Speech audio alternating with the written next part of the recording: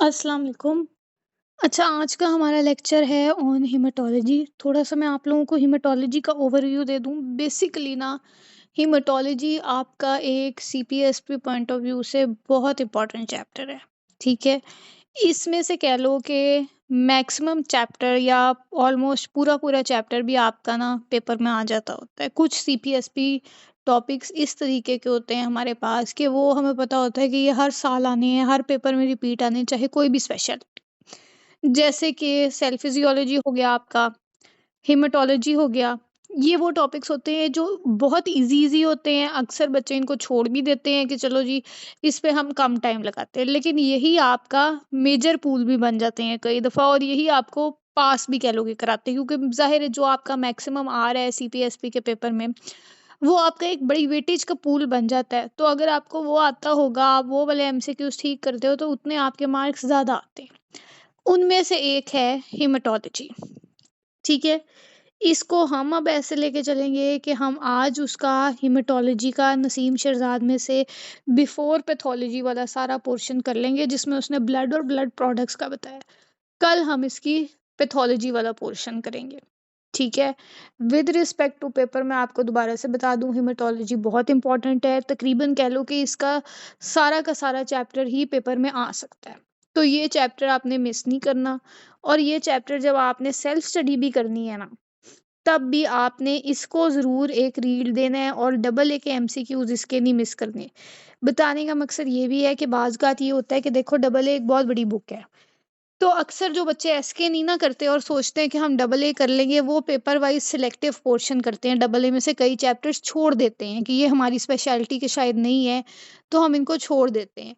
तो हेमेटोलॉजी आपका एक ऐसा चैप्टर है कि ये आप स्किप नहीं कर सकते, ठीक है? इसको स्किप नहीं करना। अच्छा, अब हम स्टार्ट करते हैं। With respect to haematology, book जो मेरे पास है वो है नसीम शहजाद का 6th एडिशन। पेज नंबर जो इसमें से हम फॉलो कर रहे हैं ना, वो है 402 से अब मैं स्टार्ट कर रही हूँ। Basically haematology is study of blood and blood products.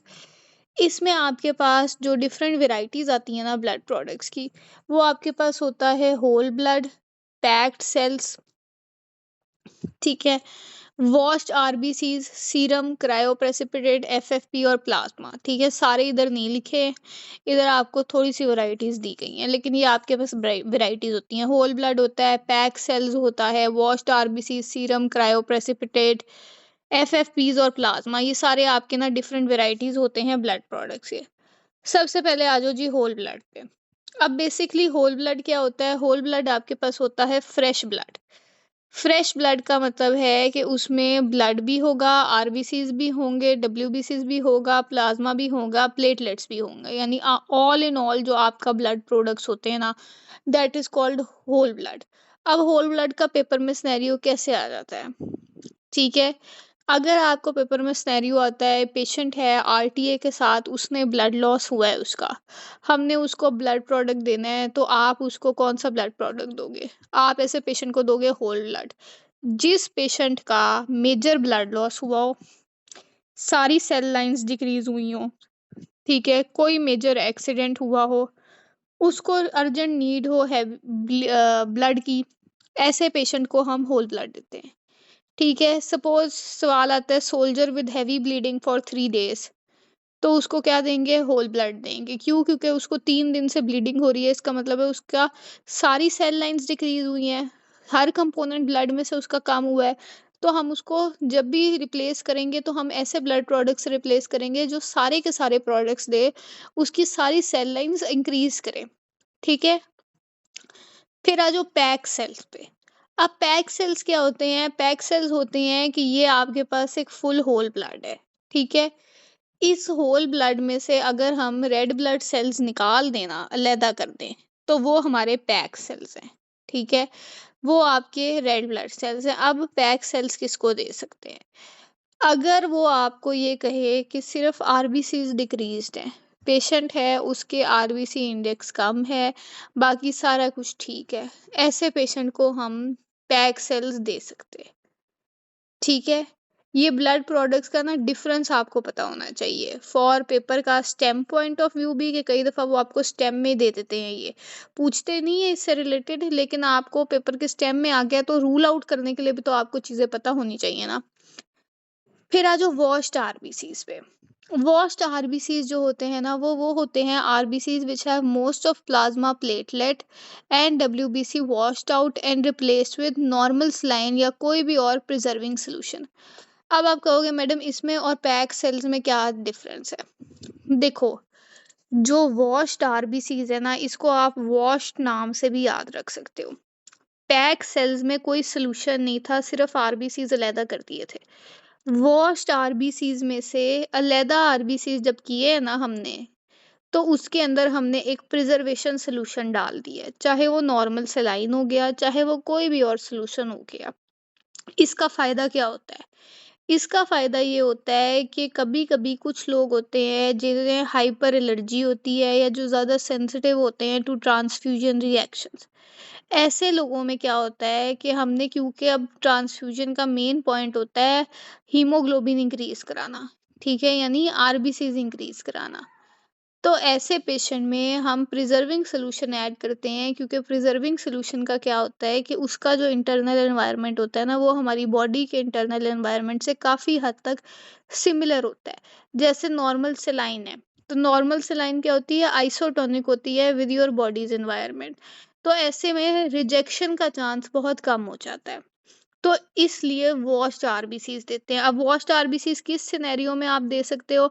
अगर वो आपको कहता है, एक पेशेंट है उसको प्रीवियस ट्रांसफ्यूजन रिएक्शन की हिस्ट्री है, या एक पेशेंट है उसको हाइपर सेंसिटिविटी है, ऐसे पेशेंट में आपने वॉश्ड आरबीसीज देने हैं, ठीक है? फिर आ जाओ सीरम पे। अब सीरम क्या है कि removed whole blood and left over plasma in serum minus factor 258 and fibrinogen, ठीक है? बेसिकली आपका ये प्लाज्मा जो है ना, इस प्लाज्मा में से हम अगर फैक्टर 258 और फिब्रिनोजिन निकाल देंगे ना, तो फिर ये आपका सीरम हो जाएगा, ठीक है? ये आपके एमसीक्यू पॉइंट्स हैं। क्रायोप्रेसिपिटेट क्या है?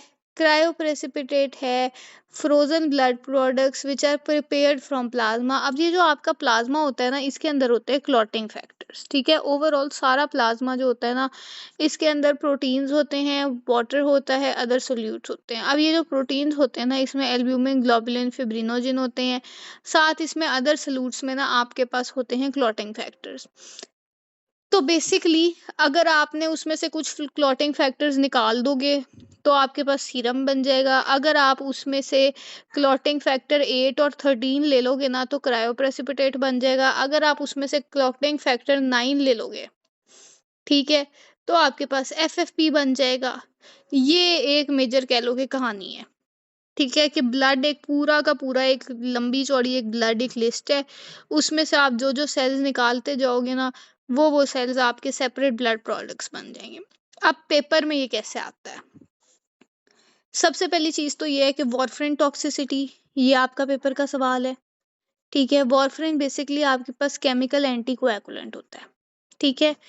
जब हम वॉरफेरिन देते हैं ना इन टू मच अमाउंट, तो एक्यूट में उसकी टॉक्सिसिटी हो जाए, तो आपके पास जो उसका एंटीडोट है दैट इज एफएफपी। और अगर क्रोनिक में वॉरफेरिन की टॉक्सिसिटी हो जाए, तो जो एंटीडोट है दैट इज विटामिन के। ये आपका पेपर का एमसीक्यू है। क्रायोप्रेसिपिटेट मैंने आपको बता दिया था कि क्या होता है, इसके फैक्टर्स याद करने हैं आपने। फैक्टर 8 की डेफिशिएंसी में यानी हीमोफीलिया में cryoprecipitate is treatment of choice. ये एमसीक्यूज आते हैं, ये आपके एमसीक्यूज हैं, ठीक है? Excuse me ma'am. जी मैम जी। विटामिन के की बात दोबारा बताइएगा कि क्रॉनिक वारफेरिन टॉक्सिसिटी में देते हैं मैम। हाँ, विटामिन के is antidote for chronic warfarin toxicity, ठीक है? उसी तरीके से प्रोटामीन सल्फेट जो है ना, वो हेपरिन टॉक्सिसिटी का एंटीडोट है। वॉरफेरिन और हेपरिन के एंटीडोट्स आपको पता होने चाहिए, ठीक है? और मैम ये fresh frozen plasma acute warfarin toxicity के लिए देते हैं मैम? हाँ, ये एक्यूट वारफरिन टॉक्सिसिटी के लिए ये जो डैश बना के आगे लिखे हुए ना एफएफपी और विटामिन के, ये उसने आपको एंटीडोट्स बताए हैं कि अगर इनकी टॉक्सिसिटी हो जाएगी तो हमने ये एंटीडोट्स देने हैं।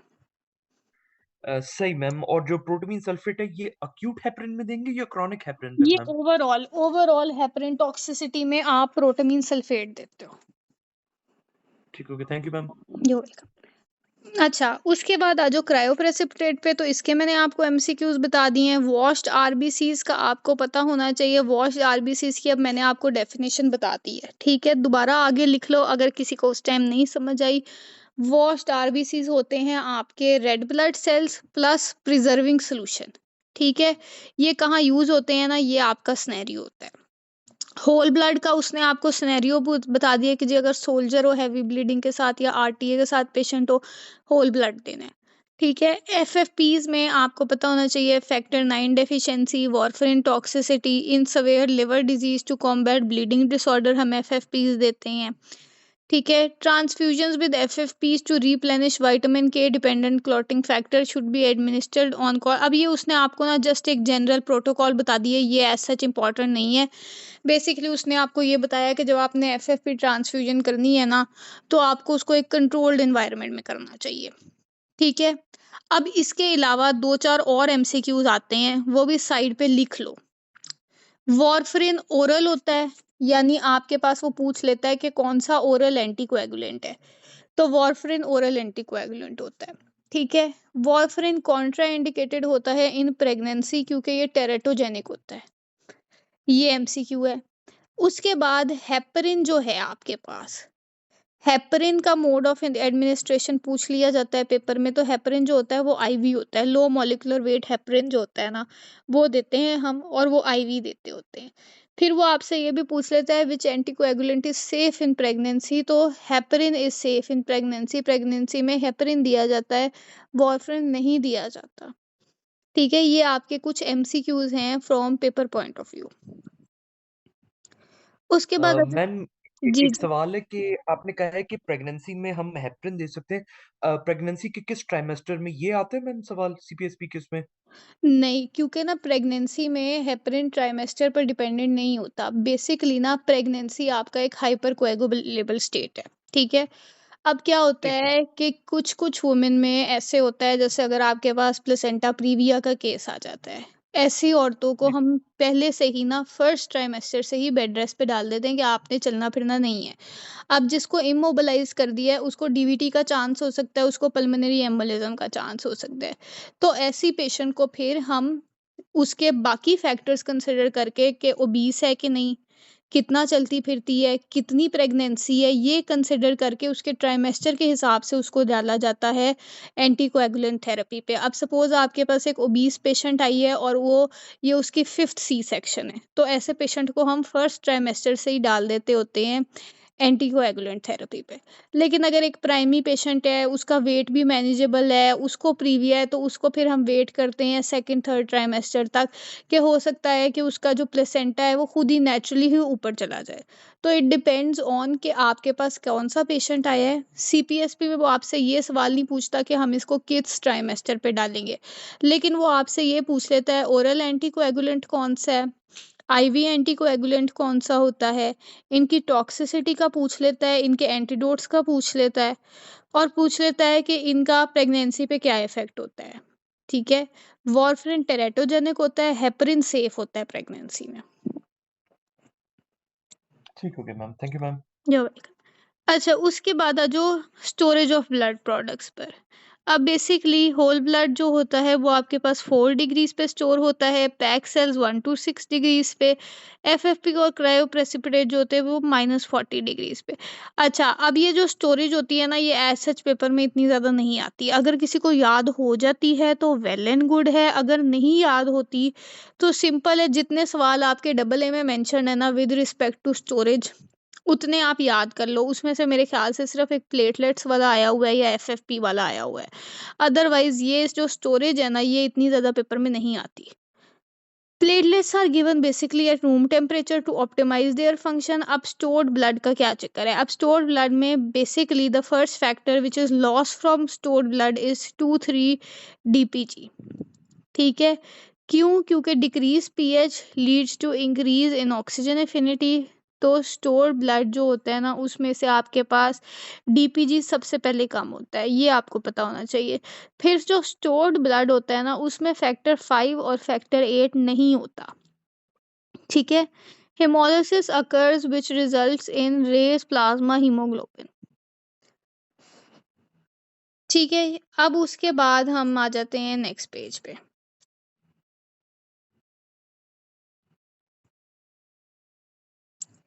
अच्छा, अब नेक्स्ट उसने ना आपको की डिफरेंसेस बताए हुए हैं सीरम के, प्लाज्मा के, बफी कोट के, हिमेटोक्रिट के। ठीक है, सीरम मैंने आपको बताया था कि जब आप प्लाज्मा में से फैक्टर 258 और फिब्रिनोजिन निकाल दोगे ना, तो वो आपके पास सीरम होगा। ये डेफिनेशन आपने याद करनी है। ठीक है, कौन से फैक्टर्स होते हैं जो सीरम में मिसिंग होते हैं, तो वो आपने याद कर दे।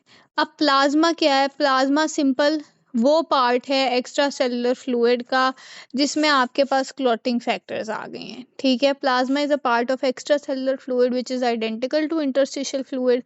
लेकिन बेसिकली अब इसमें क्या होता है, इसमें 7% प्रोटीन्स होते हैं, जबकि इंटरस्टिशियल फ्लूइड में क्या होता है, 2% प्रोटीन्स होते हैं। अब ये परसेंटेज याद नहीं करनी, लेकिन आपको ये पता होना चाहिए कि प्लाज्मा में प्रोटीन ज़्यादा होंगे, इंटरस्टिशियल फ्लूइड के अंदर प्रोटीन्स कम होंगे। ये आपको पता होना चाहिए, ये डिफरेंस पेपर में पूछ लेते हैं प्लाज्मा का, सीएसएफ का। ठीक है, सीएसएफ हम सीएनएस के साथ करेंगे, इनका डिफरेंस जो है वो पेपर में पूछ लेता होता है। All plasma protein is formed in the liver except for gamma globulin. ये आपको पता होना चाहिए कि गैमा ग्लोबुलिन नहीं बनता। गैमा ग्लोबुलिन कहाँ बनता है? रेटिकुलो एंडोथेलियल सेल्स में। ठीक है, उसके बाद एल्ब्यूमिन सबसे कॉमन प्लाज्मा प्रोटीन होता है। फैक्टर आपके पास जो होता है ना 7, that is present both in plasma and serum. ठीक है, ये आपको पता होना चाहिए कि factor 7 is present in both plasma and serum. उसके बाद बफी कोट पे आ जाओ। अब बफी कोट बेसिकली क्या है? बफी कोट जो है ना, वो आपका डब्ल्यूबीसीज है। ठीक है, डब्ल्यूबीसीज और प्लेटलेट्स को अगर ब्लड में से अलग कर दिया जाए तो उसको बफी कोट कहा जाता है। हेमेटोक्रिट क्या है? Haematocrit portion of blood that is RBCs is basically called haematocrit. Normal haematocrit की उसने आपको वैल्यू दी है, अगर लो हो जाए तो क्या होता है और अगर हाई हो जाए तो क्या होता है, ये आपने याद करना है। लो हो तो एनीमिया और प्रेगनेंसी, हाई हो जाए तो high altitude, chronic smoker, lung disease या फिर ट्यूमर्स होते हैं। ठीक है, दोबारा से एमसीक्यूज में इधर रिपीट कर रही हूँ। एक तो आपने सारी चीज़ों के डिफरेंस याद करने हैं, ठीक है, और डेफिनेशन याद करनी है कि किसमें कौन कौन से फैक्टर्स होते हैं। गैमा ग्लोबुलिन कहाँ बनता है ये याद करना है। फैक्टर 7 का याद करना है आपने, एल्ब्यूमिन का याद करना है, लो और हाई हेमेटोक्रिट का याद करना है। अब हमने एक जनरल डिस्कशन कर ली है ऑन ब्लड प्रोडक्ट्स। ठीक है, अब हम इसको स्पेसिफिक की तरफ लेकर के जा रहे हैं कि ब्लड में जो सेल्स होते हैं ना, अब उनकी बात होगी। ठीक है, सबसे पहले आ जाओ आरबीसीज पे। बेसिकली सबसे ज़्यादा जो आपके ब्लड में सेल्स होते हैं ना, वो आरबीसीज होते हैं। ये anucleate biconcave salmon pink stain में होते हैं विद राइट स्टेन या जिम्सा स्टेन। ये जो स्टेन है ना, ये याद करना है। ये अब मैं एमसीक्यू पॉइंट्स मार्क करा रही हूँ। ठीक है, आरबीसीज को अपनी एनर्जी मिलती है वाया ग्लाइकोलिटिक पाथवे। ठीक है, इसके अलावा एक ऑल्टरनेट पाथवे होता है ग्लाइकोलिसिस का, जिसकी रिजल्ट में आपके पास थ्रू 3 बीपीजी बनता है। ठीक है, उसके बाद आपको आ जाओ कि आरबीसी स्प्लीन में डिस्ट्रॉय होती हैं। उनके नॉर्मल उसने डायमीटर दिया है, ये याद करने की ज़रूरत नहीं है। ABO blood group are glycoprotein, ठीक है, at which attach to RBC surface.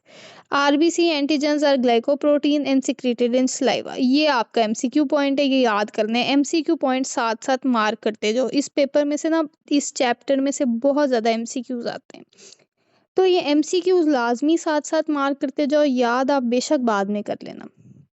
Cell which uses glucose is RBC and the organ which uses glucose for energy is brain. ये याद करना है। शेप ऑफ आरबीसी मेंटेन होती है via spectrin, ये भी एमसीक्यू है।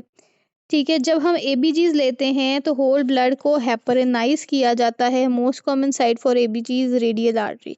अच्छा, अब ये ना सिनेरियो में आ जाता होता है।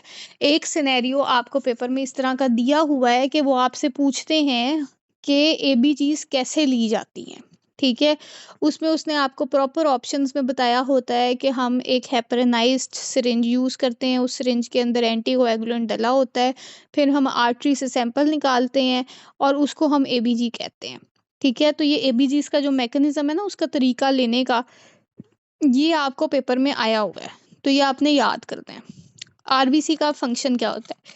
इसका फंक्शन होता है बेसिकली गैसेस को कैरी करना। ठीक है, इसमें आपके पास क्या आ जाती है? आपके पास ऑक्सीजन भी आ जाती है, कार्बन डाइऑक्साइड भी आ जाती है। अब difference between arterial and venous blood is pack cell volume. ठीक है, पैक सेल मैंने आपको बताया था कि बेसिकली आरबीसीज की यहाँ पर बात हो रही है कि आर्टरी और वीनस के ब्लड के अंदर उनका आरबीसीज का डिफरेंस है।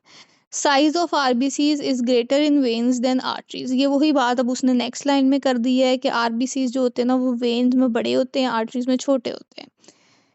2 weeks of blood will contain only RBC, क्योंकि बाकी सारे जो सेल्स होते हैं वो खत्म हो चुके होते हैं। लाइफ स्पैन इसका 120 डेज है, ये लाइफ स्पैन याद करना है। ठीक है, नियोनेट्स का भी याद करना है। Old RBCs are removed in red pulp, ये याद करना है। ठीक है, RBC breakdown will result in release of iron which can be reutilise. RBCs are able to regenerate due to erythropoietin. अच्छा, अब ये भी एक दो सवाल आते हैं, इसके आगे ही लिख लो। जो प्रोसेस होता है ना जिससे आपके आरबीसीज बनते हैं, ठीक है, इसमें बच्चे बहुत ज़्यादा कंफ्यूज होते हैं, इसलिए इसको बड़ा आराम से समझना है। एरिथ्रोपोइसिस, ठीक है, ये वो प्रोसेस है जिससे आपके रेड ब्लड सेल्स बनते हैं। ठीक है, एरिथ्रोपोइसिस। एरिथ्रोपोइसिस को क्या चीज़ स्टिमुलेट करती है? अगर किसी ने हिमेटोलॉजी, मतलब अगर आपका पहले शुरू हो गया है या किसी कोई रिपीटर है, what is the factor which stimulates erythropoiesis? कोई मुझे इसका आंसर बता सकता है? अगर मैं पूछूं एरिथ्रोपोइसिस को कौन सी चीज़ स्टिमुलेट करती है या कौन सा फैक्टर है जो इसको स्टिमुलेट करता है, तो कोई मुझे ये बता फैक्ट सकता है? Fact factor 10 ma'am. नहीं। अच्छा, एरिथ्रोपोइटिन जो है ना, एरिथ्रोपोइटिन, ठीक है, ये आपके पास बेसिकली फैक्टर कह लो, केमिकल कह लो, हार्मोन कह लो। ठीक है, एरिथ्रोपोइटिन जो होता है ना, ये स्टिमुलेट करता है एरिथ्रोपोइसिस को। ठीक है, और अगर मैं पूछूं एरिथ्रोपोइटिन को कौन सा चीज स्टिमुलेट करती है, तो दैट इज हाइपोक्सिया। ठीक है, दोबारा रिपीट कर रही हूँ, आरबीसीज बनने का जो प्रोसेस है ना, वो है एरिथ्रोपोइसिस। ठीक है, एसआईएस। एरिथ्रोपोइसिस को स्टिमुलेट करता है एरिथ्रोपोइटिन, टीआईएन। ठीक है, एरिथ्रोपोइटिन को स्टिमुलेट करता है हाइपोक्सिया। यानी इस पूरी कहानी का ये मतलब है कि अगर बॉडी में हाइपोक्सिया हो जाता है, सपोज कोई बंदा हाई एल्टीट्यूड पे चला गया, ऑक्सीजन लेवल कम हो गया है, तो सबसे पहले क्या बनेगा? एरिथ्रोपोइटिन बनेगा। एरिथ्रोपोइटिन वो केमिकल होता है जो कि बाद में स्टिमुलेट करेगा आरबीसी प्रोडक्शन और फिर एरिथ्रोपोइसिस होगा। ठीक है, ये पेपर में सवाल आ जाता है और अक्सर बच्चे एरिथ्रोपोइटिन और एरिथ्रोपोइसिस के दरमियान में कंफ्यूज हो जाते हैं, तो ये कंफ्यूज नहीं करता, ये दो सेपरेट स्टेटमेंट्स हैं और दोनों पेपर में आ जाते होते हैं। तो यहाँ उसने आपको यही चीज़ बताई है कि आरबीसीज रीजनरेट करते हैं ड्यू टू एरिथ्रोपोइटिन। इसका क्या मतलब है? आरबीसीज रीजनरेट का मतलब है एरिथ्रोपोइसिस होता है, erythropoiesis happens due to erythropoietin. ठीक है, total circulating blood is 8% of total body weight, ये वैल्यू याद करने की जरूरत नहीं है। Blood is not a major basic tissue, hypoxia is stimulation for erythropoietin. अब ये उसने आपको दूसरा एमसीक्यू यहाँ पे ही दे दिया है नीचे, कि एरिथ्रोपोइटिन को स्टिमुलेट करता है हाइपोक्सिया। ठीक है, blood is the least irritating substance when free in peritoneal cavity. Brain can use ketone instead of glucose in starvation, while RBCs can't utilize ketone, तो दे स्ट्रिक्टली यूज ग्लूकोज। ठीक है, RBCs में से काफ़ी ज़्यादा एमसीक्यूज आते हैं, एमसीक्यूज मैंने आपको मार्क करा दिए हैं। किसी को अगर यहाँ तक कोई चीज़ नहीं समझ आई तो मुझसे पूछ लो। यहाँ तक सबको सब कुछ क्लियर है?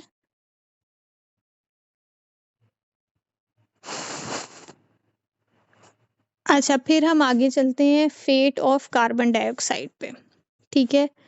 अब बेसिकली देखो, आरबीसीज का मेजर फंक्शन है ऑक्सीजन और कार्बन डाइऑक्साइड का ट्रांसफर। तो अब जब आरबीसी के अंदर ऑक्सीजन होता है ना, और ये जाते हैं साइट पे जहाँ से इन्होंने ऑक्सीजन कार्बन डाइऑक्साइड एक्सचेंज करना होता है, यानी मेनली लंग्स पे। ठीक है, वहां से ये ऑक्सीजन जो है वो लेते हैं और कार्बन डाइऑक्साइड को भेजते हैं बाहर। अब ये उसने आपको प्रोसेस बताया है कि basically solubility of carbon dioxide in blood is 20 times more than oxygen, therefore considerably carbon dioxide जो होती है ना, वो आरबीसीज के साथ ज्यादा अटैच होती है। ये चीज उसने आपको बताई हुई है। ठीक है। फिर उसने आपको बताया है कि ऑक्सीजन और carbon dioxide is present in simple solution at equal pressures. Carbon dioxide diffuses into the RBCs, rapidly hydrate होती है बाइकार्बोनेट के साथ। ठीक है, in the presence of carbonic anhydrase, और ये H पॉजिटिव और बाइकार्बोनेट आयंस रिलीज करती है। ये अब उसने आपको ना क्लोराइड शिफ्ट का ही एक मैकेनिज्म बताया है। ठीक है, ये जो ऊपर वाली चीज है ना, ये और ये नीचे वाला कॉन्सेप्ट, ये दोनों बेसिकली कॉन्सेप्ट्स है। पेपर में ना इसका ज्यादा सवाल नहीं आता, हार्डली एक दो एमसीक्यूज, वो भी आपसे बेसिक स्टेटमेंट, लेकिन ये कॉन्सेप्ट आपको पता होना चाहिए। ठीक है, कॉन्सेप्ट बेसिकली ये है कि हमारे पास एक आरबीसी सेल है ना, ये एक आरबीसी का सेल है। इस आरबी सेल के अंदर जब कार्बन डाइऑक्साइड आती है ना, बाहर से अंदर आती है, तो अब हमारी बॉडी का ना एक सिंपल सा रूल है। ये हमारी बॉडी का हर चीज में, जब भी आप फिजियोलॉजी पढ़ोगे, जहां भी पढ़ोगे ना, तो हमारी बॉडी का ये रूल हर चीज के लिए, एक हाथ दो एक हाथ लो। अगर वो कुछ ले रहा है ना, तो उसने कुछ ना कुछ बाहर भी निकालना है। अब आरबीसी जो है वो कार्बन डाइऑक्साइड ले रहा है, तो एज अ रिजल्ट क्या होगा कि वो बाइकार्बोनेट को बाहर निकालता है, और उसी प्रोसेस में आपके पास क्लोरीन जो है ना वो अंदर आता है। इसको कहते हैं क्लोराइड शिफ्ट। ठीक है, ऊपर भी उसने यही बात बताई है with respect to carbon dioxide, और नीचे भी उसने यही बात बताई है। ठीक है, अब उसने ये बात प्रोसेस इस तरीके से बताया है कि जब कार्बन डाइऑक्साइड आरबीसी के अंदर आता है, तो आरबीसी के अंदर वाटर प्रेजेंट होता है और कार्बोनिक एनहाइड्रेस एंजाइम प्रेजेंट होता है। ये जो कार्बोनिक एनहाइड्रेस एंजाइम होता है ना, ये कार्बन डाइऑक्साइड और वाटर की प्रेजेंस में बनाता है कार्बोनिक एसिड। कार्बोनिक एसिड जो होता है ना, वो हाईली वोलेटाइल होता है, तो वो अपनी शेप जो है ना वो ज्यादा देर तक रिटेन नहीं कर पाता, वो ब्रेक डाउन होता है, और वो बनाता है H positive ions and bicarbonate. ठीक है, अब बेसिकली क्या होता है कि ये जो बाइकार्बोनेट बनता है ना, ये बाइकार्बोनेट जब एक्सेस हो जाता है, तो it leaves the RBCs in exchange for chlorine. ठीक है, this is mediated by A9 exchanger 1, जिसको बैंड 3 भी कहते हैं। अब ये आपका इस सारी कहानी में से अगर आप पूछो कि जी मैडम सवाल फिर पेपर में क्या आता है, तो आपका आ जाता होता है कि क्लोराइड शिफ्ट का मैकेनिज्म मीडिएट कौन करता है, और बैंड 3 जो मैंने पेपर में क्वेश्चंस देखे हैं ना, उनमें बैंड 3 ऑप्शन में आता है ज्यादा। ठीक है, तो बेसिकली क्लोराइड शिफ्ट का मीडिएटर कौन है, बैंड 3 है।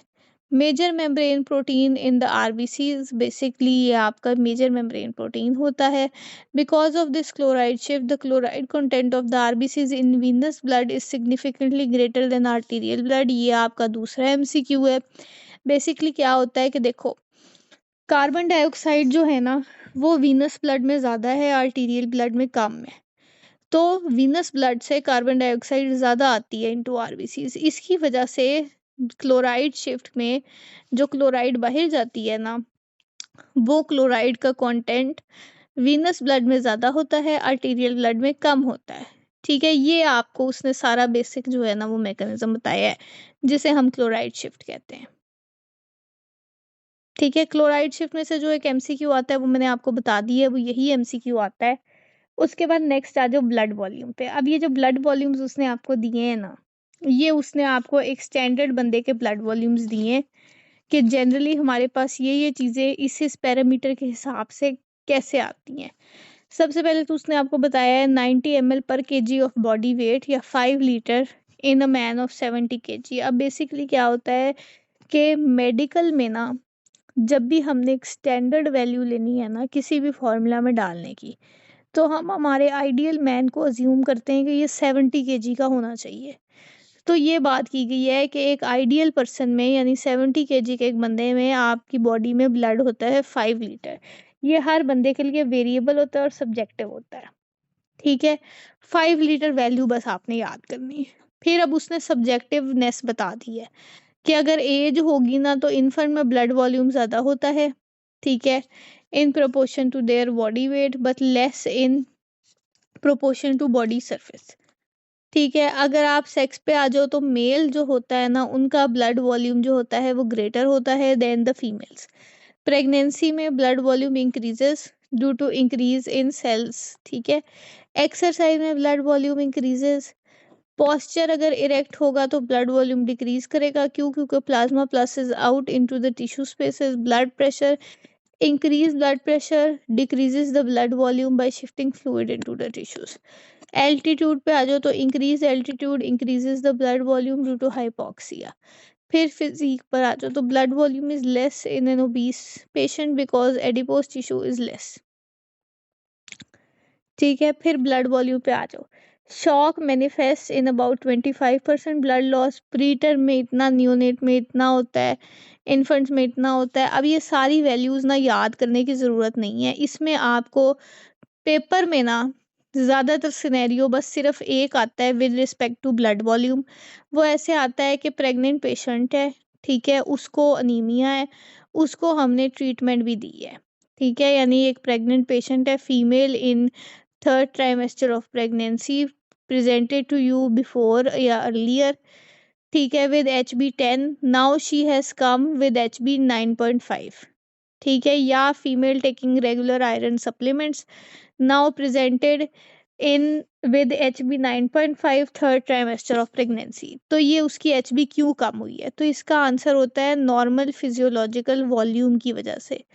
बेसिकली ना प्रेगनेंसी में क्या होता है कि अनीमिया ऑफ डाइल्यूशन होता है। आहिस्ता आहिस्ता क्या होता है, बॉडी का वाटर कंटेंट क्योंकि ज़्यादा होता जाता है, तो प्रेग्नेंट पेशेंट में ये चीज़ होती है कि उनकी बॉडी में डाइल्यूशन होती है। डाइल्यूशन की वजह से वॉल्यूम ऑफ फ्लूइड ज़्यादा हो जाएगा, सेल्स कम हो जाएंगे। जब आरबीसीज कम होंगे तो वो अनीमिया हो जाएगा। तो पेपर में बस यही सवाल आता है कि फीमेल है, उसने रेगुलर सप्लीमेंट्स भी लिए हैं, सारा कुछ किया है, फिर भी उसकी एचबी कम है। क्यों कम है? तो वो नॉर्मल प्रोसेस है प्रेगनेंसी में डाइल्यूशन का, ठीक है? फिर आप आ जाओ साइट ऑफ एरिथ्रोपोइसिस पे और स्टेजेस पे। अब साइट ऑफ एरिथ्रोपोइसिस जो है ना ये आपने सारी याद करनी है। इंट्रायूट्राइन लाइफ में आपके पास 3 साइट्स होती है, योक सैक, लिवर और बोन मैरो। अर्ली वीक्स में योक सैक होता है जिसमें न्यूक्लिएटेड आरबीसीज बनते हैं, मिडिल ट्राइमेस्टर में लिवर होता है और लास्ट मंथ में आपके पास बोन मैरो होता है, ठीक है? उसके बाद बर्थ के बाद पहले 5 साल तक बोन मैरो में सारी बोन्स के, 5 to 20 years में ओनली लॉन्ग बोन्स, ठीक है? After 20 years in the marrow of membranes bone, ठीक है? जैसे वर्टेब्रा हो गए, स्टर्नम हो गए, आइलम हो गए। No erythropoiesis occurs in kidney, ठीक है? अच्छा, अब पेपर में ना एक ये भी बड़ा सवाल आ जाता होता है, एरिथ्रोपोइटिन कहाँ से आता है, ठीक है? इसके आगे लिख लो, एरिथ्रोपोइटिन स्टिमुलेट होता है फ्रॉम पेरिटिब्यूलर सेल्स ऑफ किडनी, ठीक है? ये एमसीक्यू आ जाता होता है पेपर में। एरिथ्रोपोइटिन की ओरिजिन है फ्रॉम पेरिटिब्यूलर सेल्स ऑफ किडनी, ठीक है? बाकी ये वैल्यूज आपने सारी याद करनी है। फिर आ जाओ स्टेजेस ऑफ एरिथ्रोपोइसिस पे। अच्छा, अब बेसिकली ना एरिथ्रोपोइसिस क्या है? Formation of red blood cells है। इसकी अब आपके पास स्टेजेस होती हैं। सबसे पहले आपके पास प्रो एरिथ्रोब्लास्ट बनता है। प्रो एरिथ्रोब्लास्ट में क्या होता है कि एक बड़ा सा सेल होता है, उसमें high nuclear to cytoplasmic ratio होती है, इमेच्योर क्रोमैटिन होता है और 1 से 2 न्यूक्लियोलाई होते हैं बेसोफिलिक साइटोप्लाज्म के साथ।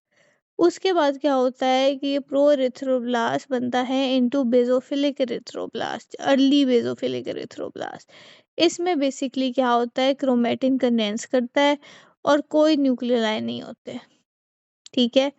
पॉलीक्रोमेटोफिलिक एरिथ्रोब्लास्ट में क्या होता है कि अब ये और मज़ीद कंडेंस करके राउंड सा मेच्योर न्यूक्लियस बन गया है जिसमें कोई न्यूक्लियोफिलाई नहीं है, साइटोप्लाज्म ग्रे इन कलर है, ठीक है, ड्यू टू हीमोग्लोबिन सिंथेसिस।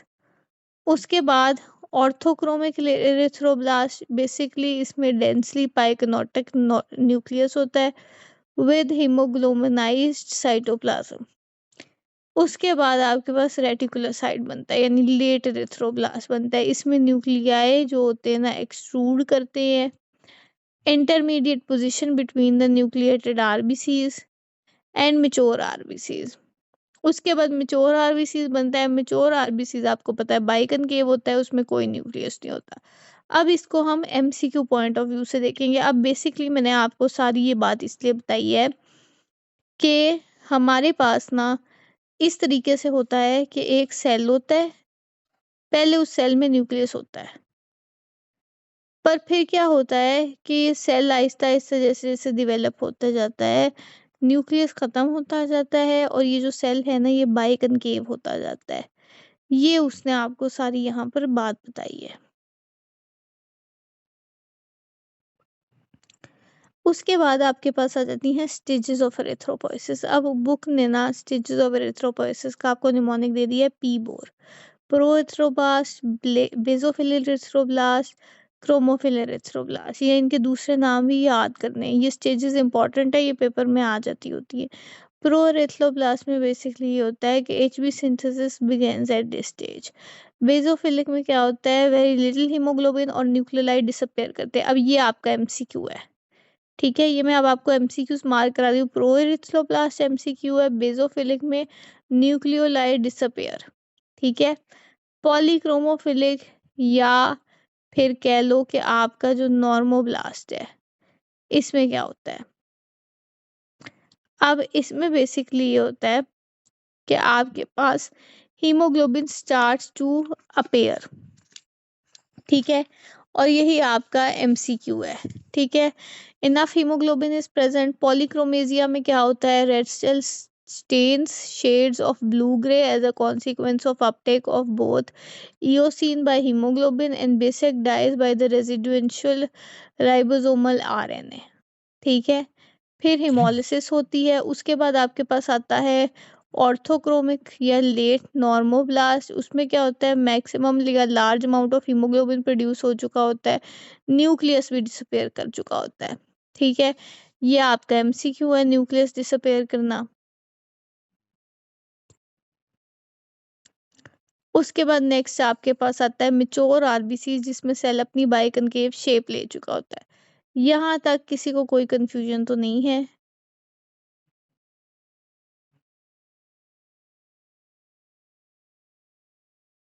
यहाँ तक क्लियर है? Yes ma'am. ठीक है। अच्छा, अब हमने ना ये सारा कुछ बेसिकली जो किया है, हमने एक जनरल स्ट्रक्चर डिस्कस कर लिया है कि हमारे पास एक रेड ब्लड सेल होता है। इस रेड ब्लड सेल का ये फंक्शन है, ऐसे ऐसे ये रेड ब्लड सेल बनता है बॉडी के अंदर। उसके बाद ऐसे ऐसे ही इसके अंदर रिएक्शन होते हैं। अब उस रेड ब्लड सेल के अंदर एक प्रोटीन होता है जिसको हम हीमोग्लोबिन कहते हैं, ठीक है। Basically haemoglobin is conjugated protein which is made up of haem and globin, ठीक है। अब उसमें क्या होता है कि एक पार्ट होता है हीम और एक पार्ट होता है globin. Haem is converted into bilirubin mainly via जो है स्प्लीन। हीम में होती है पोरफायरिन। पोरफायरिन होती है आपका एक कार्बन रिंग स्ट्रक्चर होता है, और iron. Haemoglobin contains 70% iron. Each haemoglobin molecule binds to 4 oxygen molecules. ये 4 ऑक्सीजन वाला पोरफायरिन वाला